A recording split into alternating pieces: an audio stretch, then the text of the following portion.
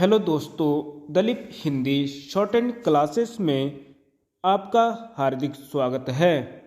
दोस्तों, आज की डिक्टेशन आनंद आशुलिपि मासिक पत्रिका से बोली जाएगी।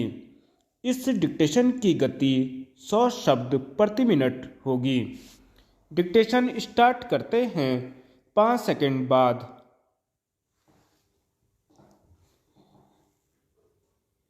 महोदय, समाज के आर्थिक दृष्टि से पिछड़े वर्गों, विशेष रूप से महिलाओं और बच्चों का विकास केंद्रीय समाज कल्याण बोर्ड का वर्तमान का मुख्य उद्देश्य है। इसलिए इन वर्गों के समुचित विकास के लिए बोर्ड विभिन्न कार्यक्रमों और परियोजनाओं का संचालन करता है। बोर्ड स्वैच्छिक संगठनों के माध्यम से सामाजिक मुद्दों पर जन चेतना भी पैदा करता है ताकि समाज में व्याप्त जड़ता टूटे और शोषण व अन्याय के विरुद्ध संगठित अभियान शुरू हों। हाल ही में बोर्ड ने समय समय पर विभिन्न सामाजिक मुद्दों पर विचार विमर्श करने के लिए खुला मंच स्थापित किया है। इस मंच पर सामाजिक समस्याओं पर सक्रिय स्वैच्छिक कार्यकर्ताओं और विशेषज्ञों के बीच खुला विचार विमर्श होगा। देश में महिलाओं और बालिकाओं की स्थिति पर प्राय चिंता व्यक्त की जाती है। उनके साथ भेदभाव जैसे मुद्दों पर गहराई से विचार करने और इस संबंध में सरकारी तथा गैर सरकारी स्तर पर नीतियां तैयार करने का मार्ग प्रशस्त करने के लिए केंद्रीय बोर्ड ने खुले मंच के उद्घाटन में बालिकाओं के विकास के संदर्भ को मुद्दा बनाया। भारत के उच्चतम न्यायालय के न्यायाधीश ने केंद्रीय समाज कल्याण बोर्ड के नई दिल्ली स्थित मुख्यालय में प्रतिष्ठित समाज कल्याण कार्यकर्ताओं की उपस्थिति में इस मंच का उद्घाटन किया। केंद्रीय समाज कल्याण बोर्ड की कार्यकारिणी के सदस्य एवं सुप्रसिद्ध विधिवेत्ता डॉक्टर अभिषेक सिंघवी ने इस अवसर पर अपने स्वागत भाषण में न्यायमूर्ति तथा अन्य महानुभावों का स्वागत करते हुए कहा कि महिला एवं बाल कल्याण के क्षेत्र में केंद्रीय समाज कल्याण बोर्ड एक शीर्ष संस्था है।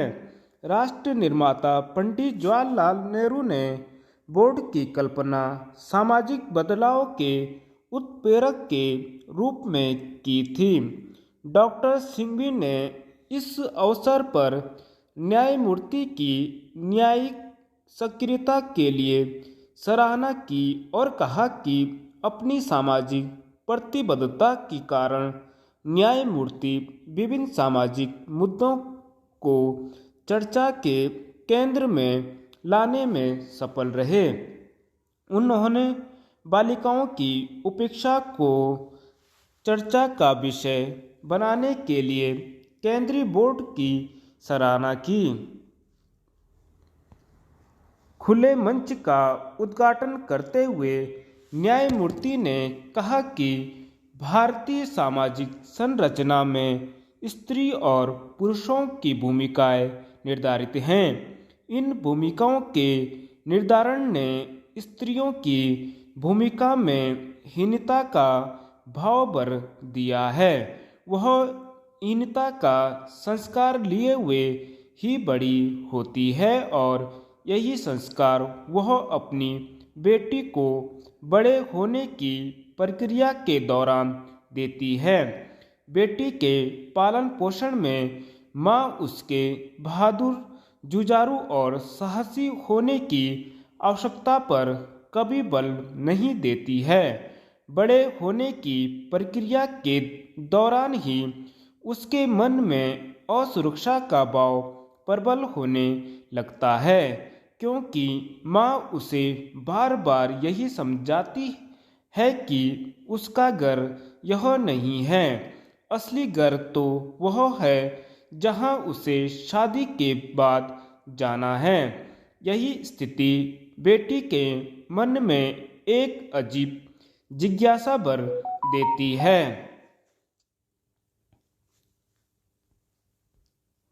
महोदय, वह देखती है कि उसके माता पिता तथा अभिभावक उसके लिए वर की तलाश सतर्कता से प्रारंभ कर देते हैं, क्योंकि वह विवाह करके शीघ्र से शीघ्र उससे उसके तथा कथित असली घर में भेजना चाहते हैं।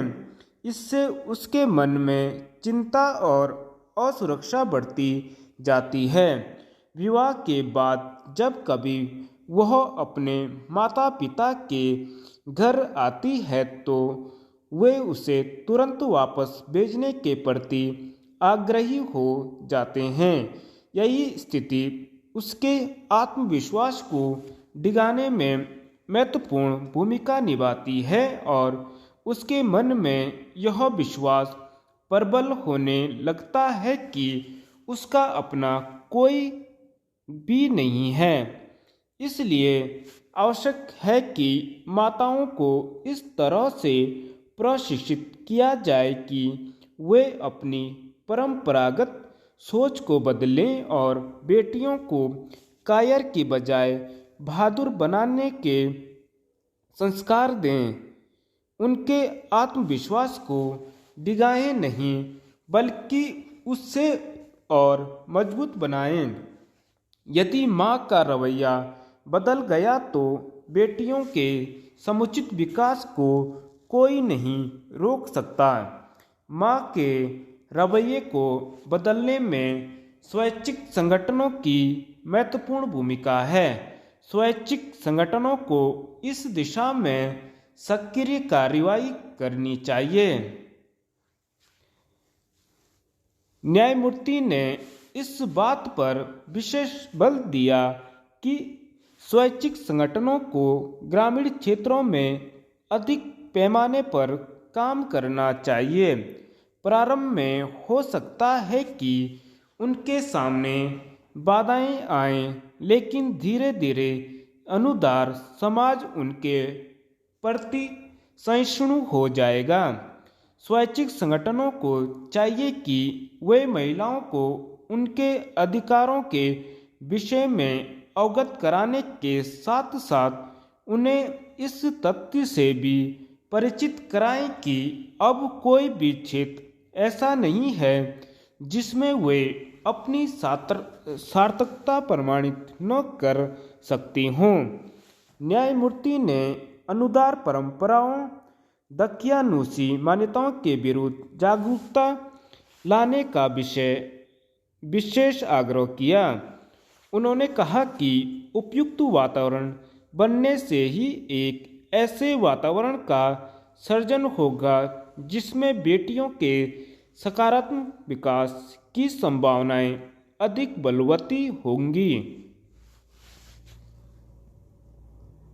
अपने अध्यक्षीय भाषण में केंद्रीय समाज कल्याण बोर्ड की अध्यक्षा श्रीमती शाह ने कहा कि खुले मंच की स्थापना महिलाओं और बच्चों से संबंधित मुद्दों पर विचार विमर्श करने के लिए एक ऐसा मंच उपलब्ध कराने के उद्देश्य से की गई है जहां स्वैच्छिक संगठनों के प्रतिनिधि, सक्रिय सामाजिक कार्यकर्ता, नीति निर्माता, प्रशासक तथा अन्य संबंध विशेषज्ञ एक साथ बैठकर खुली बहस कर सकें।